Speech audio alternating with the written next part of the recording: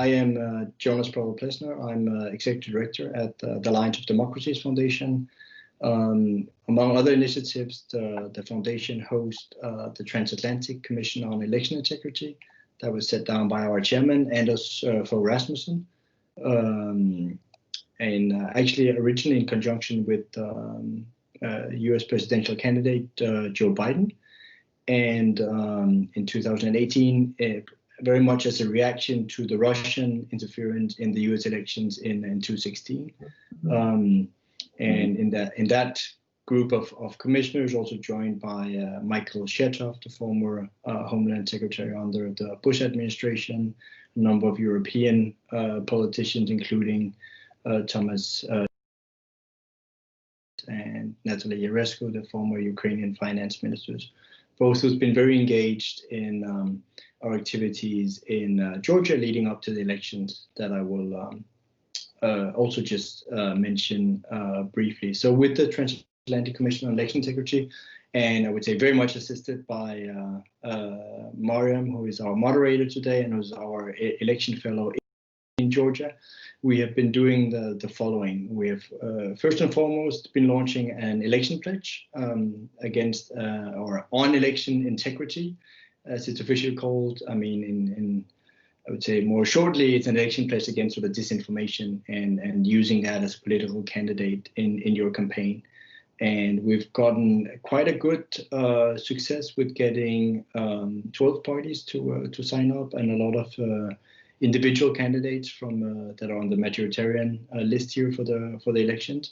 So that's been one of our contributions to trying to keep the Georgian elections without foreign interference. We of course collaborate with on accountability of this and enforcement with civil society organizations, that if people see something of that these tactics are being used from disinformation, which has been a discussion these last days, even though there is not a concrete example of a deep fake being used in Georgian politics and election campaigning right now. But that's also where ISFET, that's also joining us today, is a great partner on this. So that's been one strand, I would say, with the election pledge.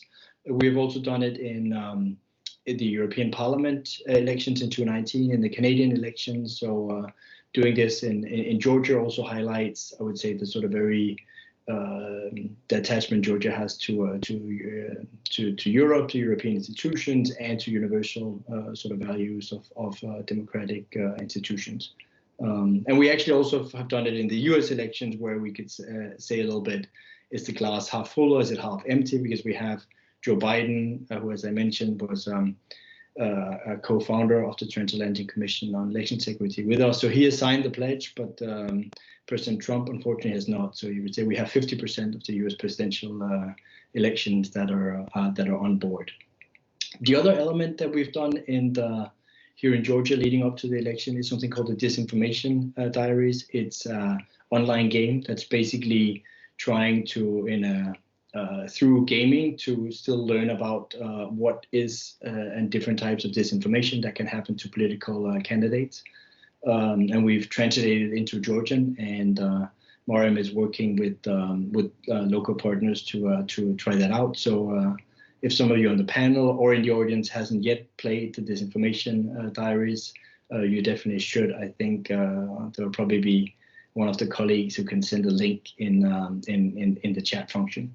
And then last but not least, we are planning to do an election risk monitor report, where elements from what we discussed today will be included, and basically try on a couple of our criteria to highlight some other things on election interference and resilience of international importance in the Georgian elections. So that's basically my short introduction to this, and I will now leave it over to sort of the real meat of the day, the panelists, and so Mariam will be moderating, and I'll take over from me, and so I just really look forward to listening to the panelists. As said, for the foundation, the Georgian elections are an important sort of litmus test, of course, because you are geographically as well so close to Russia. and Russia does interfere in so many other ways in Georgian politics as well. So how much resilience you build up against this, also when it comes to the field of election interference, is really important for Georgian democracy. Thank you, Jonas. Well, hello, everybody. Thank you for joining. I am Mariam Chikhaldze, Election Integrity Fellow of Alliance of Democracies Foundation in Georgia. First of all, let me open the discussion by introducing our speakers and topics. Then we will switch to speakers and hear 3 of them according to predetermined sequence you have seen in the agenda. And afterwards, we will open the meeting for your questions and commentary. First of all, let me start with this. With thank you primarily for joining the event. Huge thank you to our speakers, because it's 3 days before the election and they made their time available for such exclusive meeting for those who are concerned with malign interference and election meddling issues. Well, 3 days before we go to polls, and it's undoubtedly a pivotal parliamentary elections, and defending its integrity is absolutely paramount. We all agree in this room. Obviously, Russia views this as an excellent opportunity to continue its attempt of undermining people's trust in democratic processes and democratic institutions. We have been observing and tracking interference efforts, and Russia's playbook is quite complex in that regard. We are gathered here today to discuss this issue more in depth through the lens of 2 major domains, social media and cybersecurity. Kremlin actors have been intensively setting up networks and infrastructure in social media, primarily in Facebook, to spread disinformation and false news. In this regard, without doubt, one of the big assets of Georgia is its vibrant and capable civil society, which is equipped with a number of tools to engage in online fact-checking activities and myth debunking, which is important part of attempts and efforts against disinformation. So today we have one of the key local organization represented by Nino Rijamadze, talking about ISFED, which is major watchdog observing social media, especially in the pre-election period. So we will shortly hear from Nino what are Russian footprints and election interference footprints in Georgia so far, and how resilient we are when it comes to addressing those, especially in the pre-election period. But before we hear from Nino, I would say that there is another big issue, a critical vulnerability, I would say, and it's cyber infrastructure. Some track record of Russia's cyber attacks carried out against key infrastructure of Georgia reveals lack of resilience in this domain too. We cannot cover the whole spectrum of key infrastructure today, but as we are approaching elections, and it's 3 days from now, we will, the election administration body, Central Election Commission, is in the spotlight, obviously, and ISFED and IFES, together with funding from USAID, is the primary organization, I would say, which is assisting Central Election Commission for probably more than a decade. Katie knows better in its institutional development, and during last period, we are aware that they have invested a lot in terms of increasing Central Election Commission's cyber defense capabilities, because we're mindful that that's probably one of the key areas where the foreign meddling or election interference efforts might take place. So we have today with us IFES country director in Georgia, Katie Maisurater, long-time IFES expert, together with us, and she will assess CEC's preparedness in terms of cyber defense and cyber security. And after local actors, we will switch to Dave Leichtman, who is strategist for Microsoft's Defending Democracy program. For those who know less about this program, I would briefly mention that it is designed to work with stakeholders, including government, civil society representatives, academia, tech companies, also to protect campaigns from hacking, increase political advertising online, transparency online, explores some technical solutions to preserve the integrity of elections and defend elections and democracy against disinformation campaigns. So Dave is a recognized thought leader in democratic tech ecosystem, and very soon we will hear from him too. To start with, without further delay, I will first give a floor to Katie, then Nino, and Dave will conclude addresses. Then we will switch to Q&A session. And for the audience, I wanted to let everybody know that you are encouraged to unmute your microphone after raising your hand. I will give you a floor. You are encouraged to unmute your microphone and pose the question or provide the commentary you feel important to contribute to this discussion. Well, to be mindful for everybody's time, speakers have 5 to 8 minutes in their address and then we will switch to the Q&A session. Katie, floor is yours. Thank you, Mariam. I think everybody hears well what I'm saying. Yes. Yes, we do. Yeah. Thank you, Alliance for Democracy, to have arranging such discussions about Georgian elections and interest of our politics and election development in our country. So I will be very brief to review what we are doing and what has been done in regards of the strengthening of the election administration and whole election management bodies in different areas, and that has been supported by USAID as a donor. So IFES in Georgia conducts of assistance to support development of democratic elections and political processes in the country, and especially now we are focused on to the parliamentary elections, which is very important and very important for the Georgian citizens.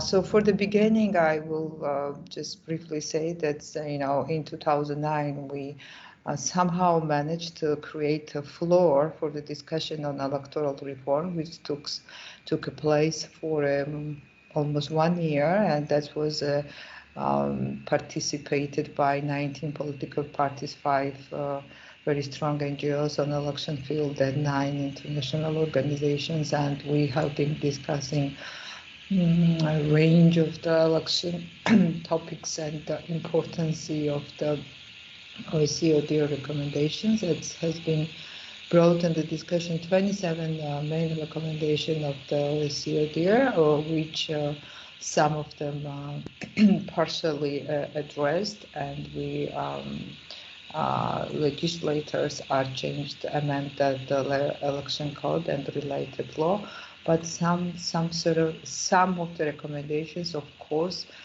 still remains unaddressed. So, which means that election reform process, considering legislation has to be focused over again for upcoming elections. So that's a process what IFE is working for from 1998. And of course, that's not easy task to perform, and because of our lives and our reality is also changing time to time, and so election code has to be amended for upcoming elections as well. But anyway, we consider that that amendment which took place on election legislation, that even so political finance and EMB composition and the rules of the campaign still remain unaddressed. Anyway, that changes is we consider as an improvement of election legislation. So the biggest project for this upcoming election, as Mariam already mentioned, is a cyber security project, which we started in 2019 with a cybersecurity assessment team. We brought international experts and assist vulnerabilities of the election administration in this regard. And over the past decades, as you all know, maybe Georgia has experienced a number of cyber attacks. While those have not significantly targeted critical election infrastructure. But anyway, that's helping priority for U.S. government and USAID, as well as IFES to support CEC in strengthening of the software as well as the hardware of the CEC current system. For this time, everything is delivered. Everybody is trained at the CEC, and all equipment is set up. Even so, we created a very sophisticated course of the training models, which we trained CEC staff as well as professional trainers on the cyber hygiene. And at the same time, we trained state institutions as well on the cyber hygiene issues. That's very short description of the cybersecurity project, which have been took place for that election. At the same time, when we had this problem with the COVID-19, IFES produced and produced risk assessment report, which has been based on the survey which we conducted among the Georgian voters, and we find some sort of voter perception in regards to the participation and sensitivity of the pandemic time election period. Based on our findings, so we are providing support to the Central Election Commission by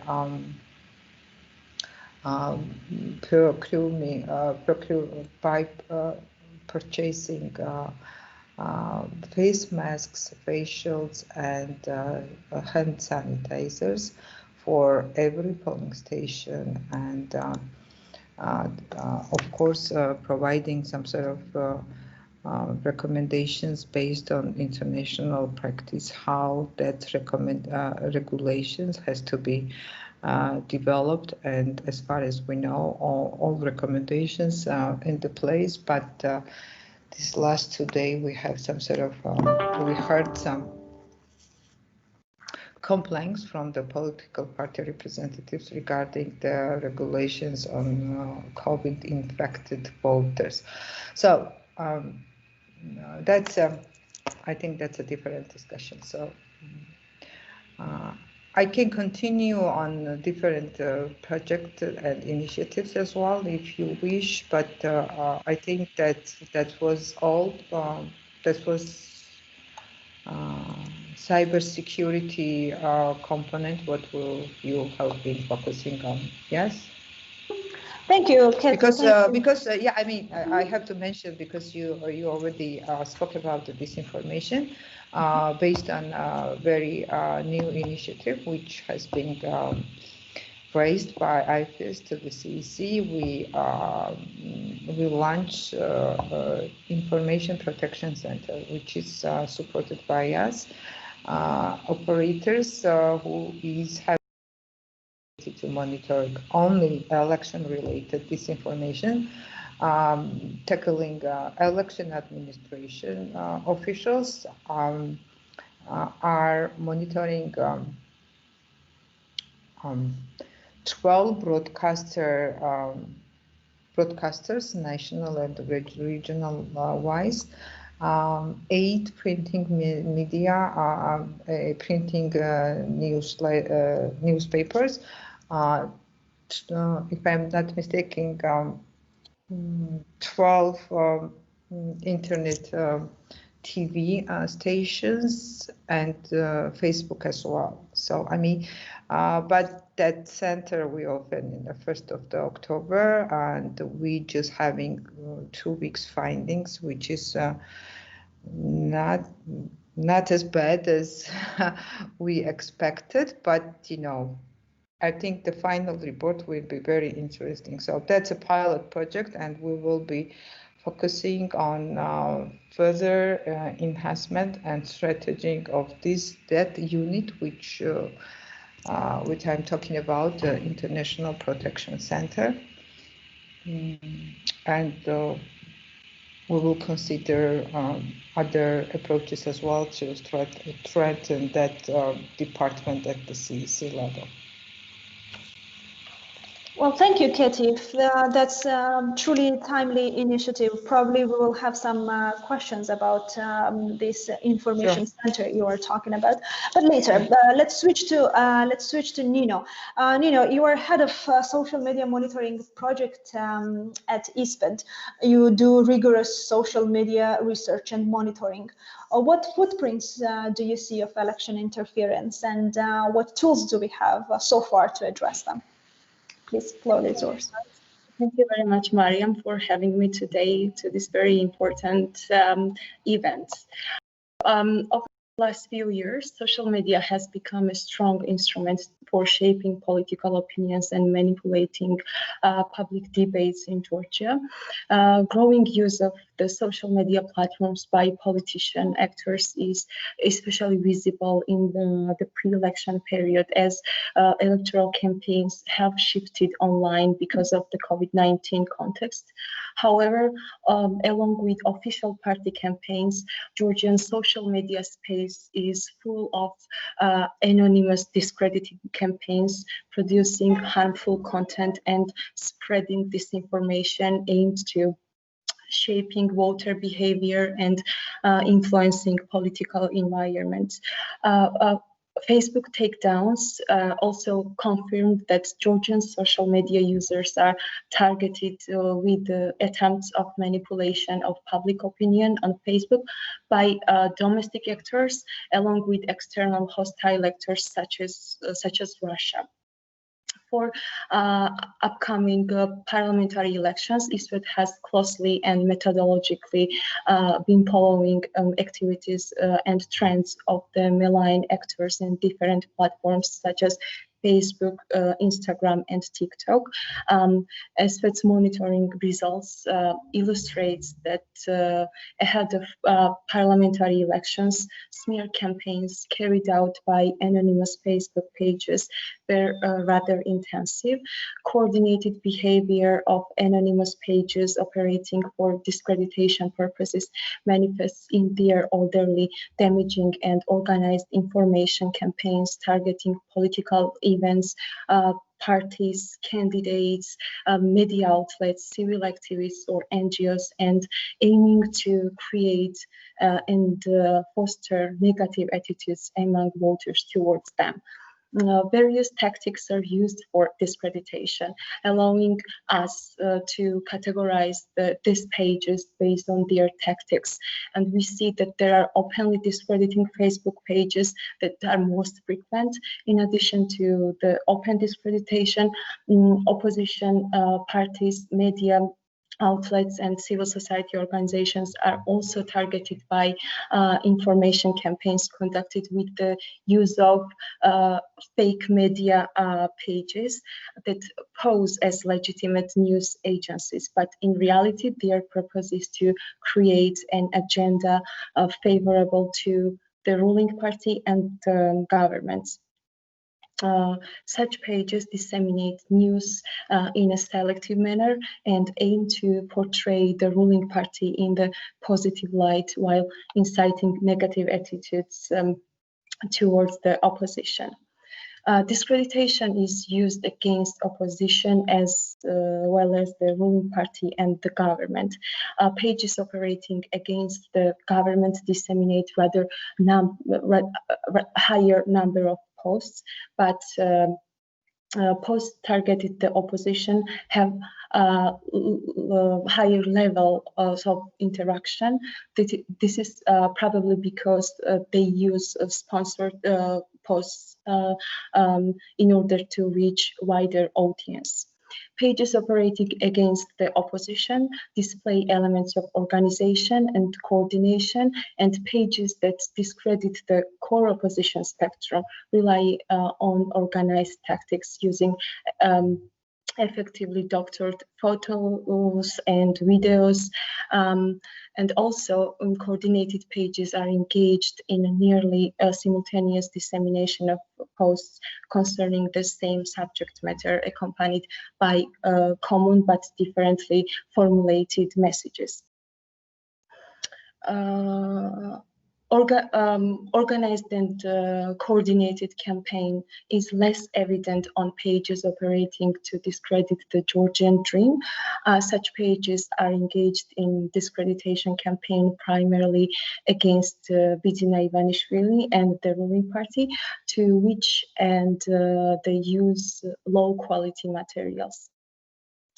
ISFET's effort also entails monitoring of value-based divisive narratives, which became active during the pre-election period. These narratives represent not only the reflection of internal political processes, but also to purposeful disinformation and propaganda exercise directed toward incitement of irrational fears, anti-Western, anti-liberal, pro-Russian, xenophobic, and homophobic sentiments. These pages are also express support to Alliance of Patriots, the party, Georgian Marsh, head of Primakov Center, Dmitry Lorkipanidze, and other openly pro-Russian politicians. Considering the scale and intensity of such campaigns, propaganda and disinformation narratives pose a serious challenge in Georgia. These messages are mostly directed against European integration and European institutions in general. It should be also noted that propaganda narratives entail comprehensive and multifaceted topics in themselves and mostly resonate with the agenda of ultranationalistic populist groups, which goes in line with the strategy and tactics of Russian information warfare. In order to mislead the public, disinformation and propaganda pages increasingly resort to social media as the most convenient microenvironment for manipulating the feelings of users, facilitated by their lack of ability to critically evaluate the information published on social media, which eventually puts the democratic values at risk and help disseminate false, irrational fears, and other anti-Western messages in the society. Euroscepticism and anti-NATO messages hold a significant place among openly anti-Western messages also. Divisive narrative pages were mostly against the European Union and its institutions. They believe that EU policy is damaging the national interests of Georgia and culture and traditions of Georgian society as well. Alongside the European Union, some of the pages disseminate anti-NATO messages as well. They were against Georgia's integration with NATO and criticized the government for striving to integrate in the alliance. To sum up, ahead of parliamentary elections, the main challenge is a growing number of malign actors and their renewed tactics to operate covertly, especially as the spreading disinformation are becoming quite sophisticated. That is all from my side for now. Yeah, well, thank you, Nina, for your comprehensive overview. We will probably discuss some components in depth later in the Q&A session. Well, let's switch to Dave at this point. Dave, how can we increase our resilience when it comes to social media and disinformation campaign in social media on the one hand, and cybersecurity on the other? The floor is yours. Thanks, Mariam. Just by way of introduction, I'm Dave Leichtman. I'm with Microsoft's Defending Democracy program, and we're really happy to be able to partner with AOD and IFIS and other groups to keep not just Georgian elections safe, but elections everywhere in the world. Our program was founded in 2018, very similarly to the Transatlantic Council, with the same intent. We've seen increased attacks against elections worldwide, and we know that there's an international duty incumbent on all countries that are democracies to protect the idea of democracy itself, right? The people, the economies of democracies thrive when we protect those institutions, and Microsoft feels it's important to do so, and so in concert. It is a multi-stakeholder approach. We work with nonprofits, we work with other companies, and we work with government entities to maintain democratic institutions. Our work practically looks like we spend a lot of time with election management bodies, we spend a lot of time with political parties and political campaigns, and think tanks working on best practices for not just securing infrastructure, but securing the people who work on elections and campaigns. In some sense, that's almost more important. To talk about what we've seen broadly and pick up on a little bit of what Nina was just talking about. Foreign state actors are generally attempting to influence the process by destroying confidence, right? They want to make the average person lose faith in their democracy. And they do that using whatever means they think are most effective, right? So we can talk about cybersecurity and we can talk about misinformation, but in some sense they are two sides of the same coin. When we see, I'll go ahead and say Russian actors, for instance, attacking institutions in the US, in Georgia, in Ukraine, often what they're doing is using the same tactics that we see criminals use, business email compromise, things like that, to simply get information that they can then utilize in a misinformation campaign, or to attack infrastructure such that the citizens of the democracy know that they're attacking that infrastructure and therefore lose confidence in their own government in the conduct of elections. We've seen, again, to point it out, in the Ukraine, in Georgia, in the US, in recent elections, we've seen that those tactics be incredibly successful. There's always talk about, do they want to change votes? Do they want to influence the actual infrastructure of the election? Hard to say, but it doesn't really fit with the general practice that we've seen from them for decades, which is gather information, use it to conduct misinformation operations that destroy confidence in governments. So, when we talk about resilience, we work not just with election management bodies on keeping their infrastructure resilient. We work with the people conducting elections to keep their emails safe, which sounds, uninteresting. It sounds mundane, but in the end, that ends up being one of the most significant points of compromise. We just put out a big report about what we've seen over the last year and a half in conducting so we do what are called notifications. When we see a think tank that's been compromised by a foreign state actor, we call them up, we have a discussion with them, talk about what we've seen.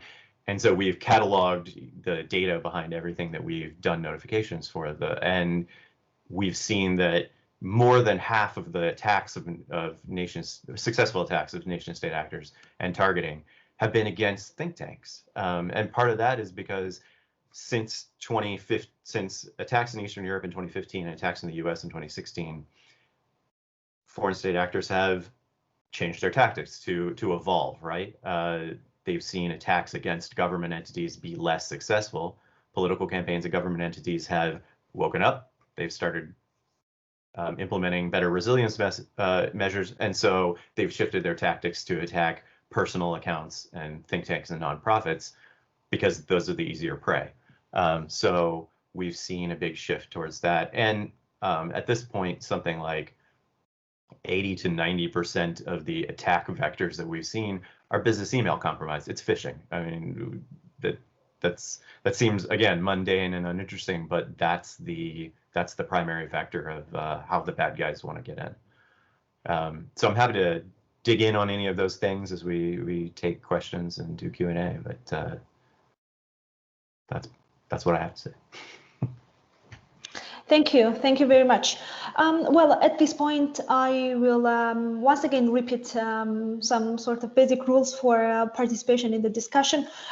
If you raise hand, I will give a floor to you, and you can feel free to unmute microphone, turn on your video, and participate in the discussion by asking a question or provide commentary, or you can just drop it in the chat box, and we will pick it up from there. Any of those tactics are much appreciated. But let me, before we hear from the audience, let me ask a question to Katie and Nino primarily. The question to Katie would be about the initiative of information security. How long-term this initiative is intended to be? Is it specifically for this election, for this 1 month, or CEC has the capacity to keep this unit for longer run, because we will have more elections coming up in upcoming years? And this question goes to Katie, but let me also ask another question for Nino, and then we switch to Nino. If I'm correct, in August, Georgia was added to Facebook Ad Library, which is a tool to make political advertisement transparent, more transparent. Have you observed any trends on this in this regard? If there is anything you would emphasize, has the discrediting, because we know that these pages who spread anti-democratic, discrediting and divisive narratives, they have been using money to spread their word to broader audience. Have you noticed any new trends on this regard? Well, let's start with Katie, if I may. The very good question, Mariam. So we are looking for some sort of new concept to keep that center alive, sort of, and increase capacity of the monitors and having a very sustainable sort of unit at the CEC, because the time absolutely are dictating us to have such, such tools in our lives. So, and especially in election. So, I mean, yes, we would be supporting CEC to enhance and build the capacity of the staff, as as an institution, to keep that unit for the upcoming elections. And regarding your questions to Nino, and I would add one more activity what we conducted recently. So we trained State Audit Office Finance Monitoring Department how to use Facebook new tool, which is new for the Georgia, but it's not new, but that's Ad Library, to monitor political expenditure on the Facebook, which just gives us a big benefit to learn more about that ones, and in the general understanding of the importance of the social network. So did I answer your question? You did. Thank you very much. Let's switch to Nino.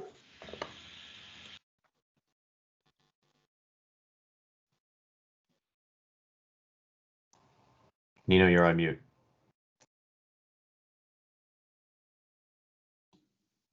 Sorry, can you hear me now? We can. Okay. So as you already mentioned, Facebook launched Facebook Ads Library in Georgia in the beginning of August, and we closely monitor the activities that is going on with with sponsoring posts on Facebook. But what we see that is that the posts that are published and sponsored by political actors are mostly transparent, and they follow the transparency requirement. However, when it comes to anonymous discrediting pages that I described during my remark, they somehow manage to avoid and circumvent the transparency requirements. So we have only one example when the advertiser was revealed, and this was a local NGO called Davos Rulot, with some ties with the Georgian government and ruling party.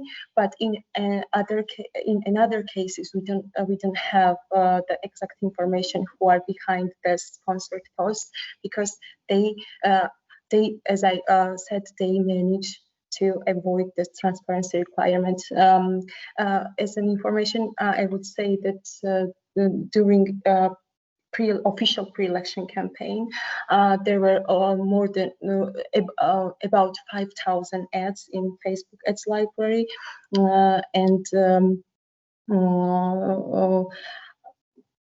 it was 5,000 ads, and mostly published by the political parties and candidates. Yeah, well, thank you. I see Jonas has a hand raised. Please go ahead. Thank you, Mariam. Yeah, I couldn't see if there were others in line, or a couple of questions for Nino. I was thinking if you have seen any example of, I would say, sort of novel techniques is my question. Let me give you an example. For example, in Ukraine in 2019, there were examples of genuine agents that rented sort of Facebook accounts from people in order to use them. So then you circumvent sort of the whole sort of fake profile, where Facebook and Twitter and others have been stronger at taking down these what they call coordinated inauthentic behavior. So that's So I was curious if there anything you see in the Georgian sort of social media landscape. Also, when you mentioned that you were doing TikTok analysis as well, that is sort of new method, so to speak. And of course, Katie, if you have perspective on this would be interesting too. And then a question for Dave. Let me also just say how happy we are to partner with Microsoft's Defending Democracy program on this. I've previously been in a think tank in Washington, D.C., the Hudson Institute, which was actually attacked by Fancy Bear, and it was sort of Microsoft's program that were defending us against that. My question is actually a little bit on hack and leak, because I think that's more in the Microsoft space, and we've just seen it. So maybe it's a little bit beyond the Georgian election, because I'm not sure we have an example in Georgia, but we have one that's very discussed in the US. But a little bit your thoughts on that, because that's also a certain way of election interference, even though, I mean, there are many different versions. The leak can actually be true information, or they can be fake information, and they can just be that you put it in a sort of time where it's very disrupted for the elections. But your thoughts on how to protect democracies against this also sort of new type of phenomenon. Thank you, Jonas. Floor is to Nino and Dave. Okay. Yeah. After the presidential elections, discreditation campaigns on Facebook became very active.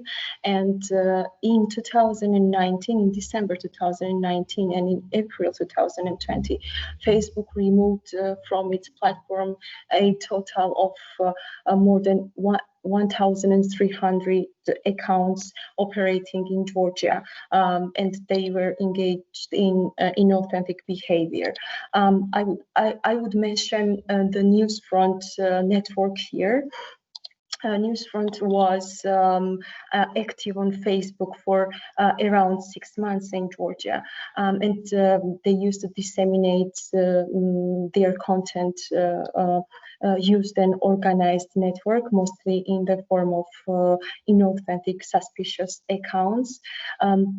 The inauthentic accounts were posing as individuals with different demographic characteristics, including age and sex, which made their false interactions seem natural, as if they represented a broad segment of society. In addition, the high degree of their demographic diversification caused invisibility of their coordination and their organized activity, and remained unnoticed by Facebook users. Facebook, the Newsfront was the pro-Kremlin news outlet that spread, but it still exists, and they somehow try to come back on Facebook by using different pages and accounts, and they mostly spread pro-Russian and anti-Western messages. So if that is the answer on your question. So yeah, and the most importantly, Facebook removed the whole network from its platform in April 2020. Thank you. Dave, if you wanted to take Jonas' second question. Yeah, thank you. I think it's important to stress that when it comes to dealing with, I mean, hack and leak is one very critical tactic that foreign state actors use in their toolbox. The way to combat it generally is also all sectors of society working together to combat the problem. And I'll use some very recent examples in the US. We've had a bit of a controversy about some potentially leaked information about Joe Biden's family.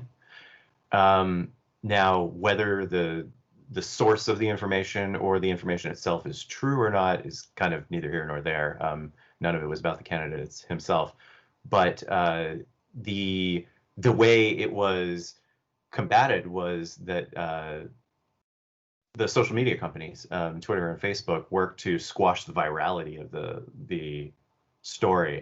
There was one of the tabloid newspapers in the U.S. decided to run a story about it, but the social media companies made a valiant effort to try and squash the virality of people being able to share that story. And so from the social media company standpoint, they did their job. The media itself did an excellent job in essentially not covering the story. There was no story to cover, and therefore the media chose not to cover it deliberately. You see large newspapers like the New York Times and the Washington Post chose to completely suppress mention of it. That's responsible behavior. Another last week, we saw emails being sent to voters in the state of Florida that were purporting to, we know who you are if you don't vote for Donald Trump, and being signed by a white supremacist hate group in the U.S. The U.S. government, the tech companies swarmed on this, and within 24 hours of these emails going out, the director of national intelligence and the director of our Federal Bureau of Investigations were giving a public press conference attributing the actions to Iran and Iranian state actors and upholding confidence in our elections, saying, these are bad guys doing this. We know who you are. We know what you're trying to do, and it's not going to shake our confidence in our elections. And I think, so those two examples, the media working together with government, with companies, and with the social media organizations, if everybody works in concert together to bolster faith in our elections, that's exactly the right tactic to take, right? That is the counter to hack and leak, because the whole point of hack and leak is to take that information and possibly alter it, possibly not, but to make you unsure that the information that's being leaked is real, and that to question all sources of information, right? To question where this information is coming from, whether I should believe it or not. And so organizations, multi-stakeholder approach, working together as a society, as a democratic society, to bolster faith in elections and to make sure that people understand true sources of information.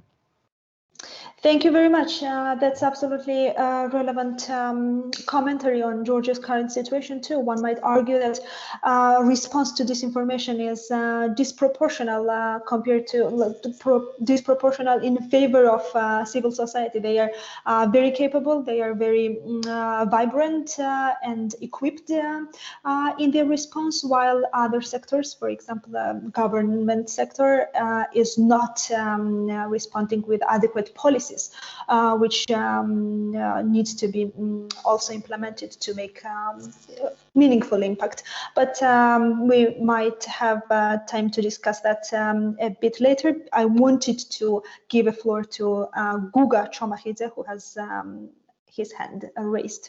Please go ahead. Greetings, everybody. I hope you can all hear me clearly. I'm tuning in from Tbilisi, as I am a MA student in political science at Ilia State University, and I also volunteer for AOC Foundation. I have several questions, but since we are limited in time, I will ask only two. First one goes to Ms. Nino Rijamadze. It is well known that social media platforms operate using specific algorithms that expose users to information that they are most likely to engage with.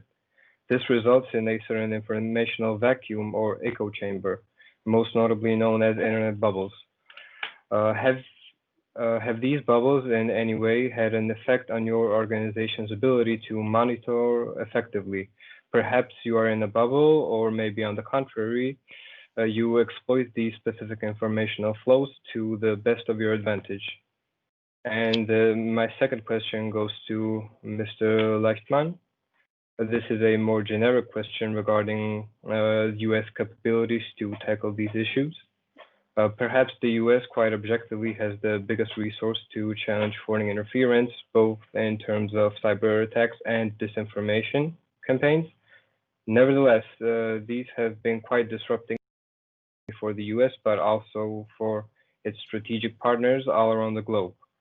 Would you say that the political establishment is not paying enough attention and not allocating enough resources to tackle these issues adequately? And if not, what more should be done from your perspective? I'm asking this because overcoming the problem will not only be convenient for the US, but it might also set a framework for other less powerful countries to follow. Thank you. Mm-hmm. So as an answer for this question, for this monitoring period, ISFED monitored around more than 900 Facebook pages and analyzed more than 11,000 Facebook posts. And we collect all this information from our monitors and from our social media team members. We also use the platform, ISFED's platform, Disinfo Observer, where users can report Facebook pages if they think that their activity is somehow suspicious, and this is how we collect and analyze the malign Facebook pages and groups. I think we are on the we have the more or less whole picture of what is going on in the Georgian social media space. Thank you. And I can take that second question. Guga, thanks for the question. The short answer to your question is, of course, absolutely. The government of the United States is not taking the threat as seriously as they should. That said, I do want to give extreme credit to our Department of Homeland Security, who's been working with our state. So in the U.S., the U.S. doesn't run its own elections. Each state we essentially have 50 individual elections that are run by each U.S. state. Some consider it a bug. It's very hard to hack a U.S. election because it's actually so many different elections. But our Department of Homeland Security has done an amazing job over the last 4 years working with the states to increase their readiness. I think the situation with those Iranian emails last week is case in point. We have got, that would have taken weeks 4 years ago. It took 24 hours last week to get to a point with everybody working together. That said, the very simplest pieces of legislation that could have gotten through the U.S. Congress, things like there was a bill that failed to pass our Senate saying political campaigns shouldn't be allowed to use hacked material. That should be a no-brainer. That should be a slam dunk, easy piece of legislation, and yet these are the things we're having trouble with in the U.S. right now. I think money speaks more than anything. The Brennan Center for Justice here, a think tank in the U.S., said that our Congress should have allocated about $4 billion to election security this year. Congress allocated $400 million, which is 1/10 of what we thought was necessary. And not just Brennan, we supported that assessment. Microsoft did. These things speak volumes, right? Like the U.S. Congress needs to act in a way that not just secures American democracy, but to your point, America is a world leader in democracy. And by doing these things, by signaling to the world that we take this issue seriously, we can easily help other countries in taking the issue seriously, I think. And I hope that speaks to your question. Yeah, thank you, Dave. I guess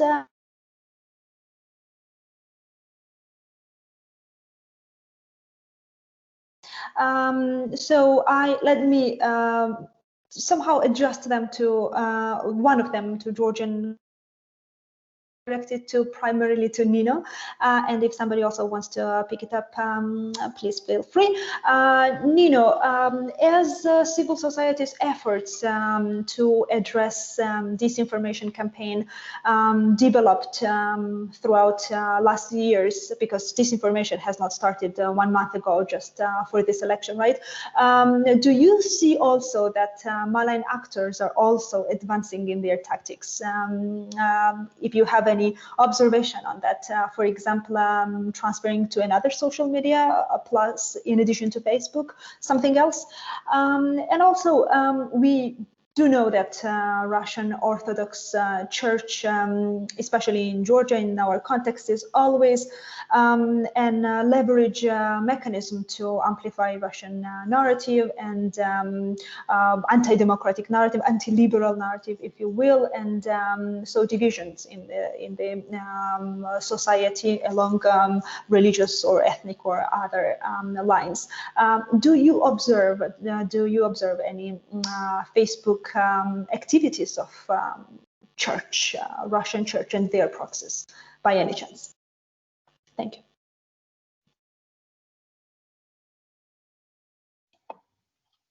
About new tactics, I would say that when it comes to the Russian information proxies in Georgia, such as Newsfront, they try to use some closed messenger applications such as Telegram, and we see that they try to somehow collect early audience there, and this is one example that I can mention. Another one is that